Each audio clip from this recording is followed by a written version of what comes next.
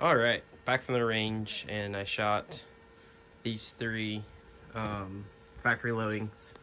One is the 100 grain Hornady Core-Lokt, 120 grain Hornady Core-Lokt, and then the Winchester ballistic tip silver, an 85 grain. This guy right here. So that's the 120. That's 100. So the 100 shot. So let's just talk first off. I have a new scope on here, the Crimson Trace, 2.5 to 10 on there. I really like it. Bushline edition. Puts a new Sig Bushmaster scope mounts on, and then a scope rail on. The other one kept coming loose. Plus I did not like the old Weaver scope.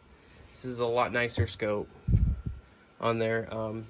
I do have the spring that adjusts the trigger pull in here, so that's good. It's a lot nicer. It's right above 2 inches of pull. So let's go ahead and talk about the 100 grain.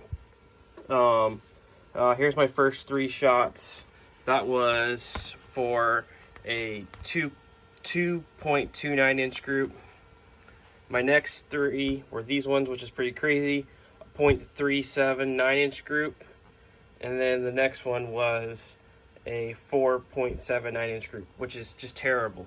So I go from this to that, which makes no sense. Shot 3 shots, waited a minute in between. I had a timer running. Barrel was warm at this point because I shot 10 shots between that. And then I shot these after 5 minutes on the barrel cool. Waited a minute in between, did the exact same thing. Same thing on everything here. So I don't think this Hornet, or that my rifle does not like the Remington, or if it does, it's just super inconsistent. I'd be curious to see what happened if I pulled some apart and checked to see.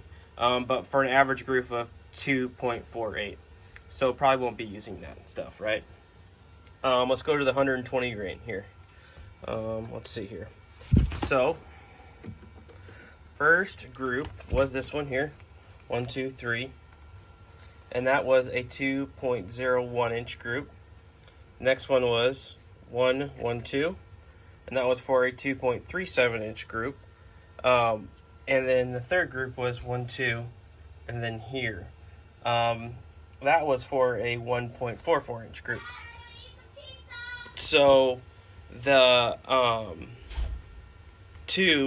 it's grouping two, and then flinging 1. These were just 3 shots. So I don't know what to say other than it's kind of shooting sporadic. This is kind of why I like to shoot 5 shots, so I can get more data. I'm limited on the ammo, so I shot 3 3-shot groups. As we can see, it's just not consistent. Neither one of these was very consistent. But going to the Winchester 85 grain, it's very well possible that my rifle just likes lighter bullets. But the Winchester silver ballistic tips, the silver tip ones, these shot a lot better. This was my first group, 2, and then 1 here for a 1.27 inch group. Here's my second group I shot for a 0.78 inch group. That's pretty good. And then my third group, a 1.18 inch group. So that's a lot better. I'm okay with the rifle. I mean, this is just a cheap Savage rifle, $350 rifle. Yeah, I've got 100 and so in it, and a scope. I've got another 50 in rings and a mount. So I'm looking at a $450 to $500 rifle. This will work for coyotes. This will work for deer, all day long. So with this, if depending where I was shooting in, at what range I was shooting, this would not work for varmints. This would work for varmints. So, so far the Winchester has shot the best.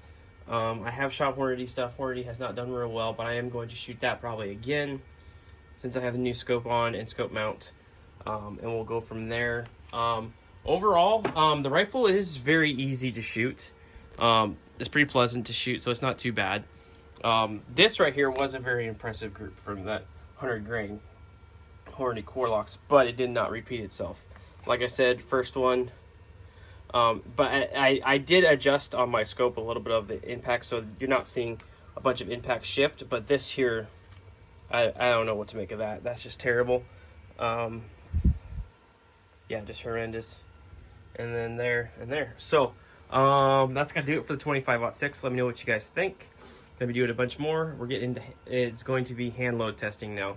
So, all right, guys, thanks for watching.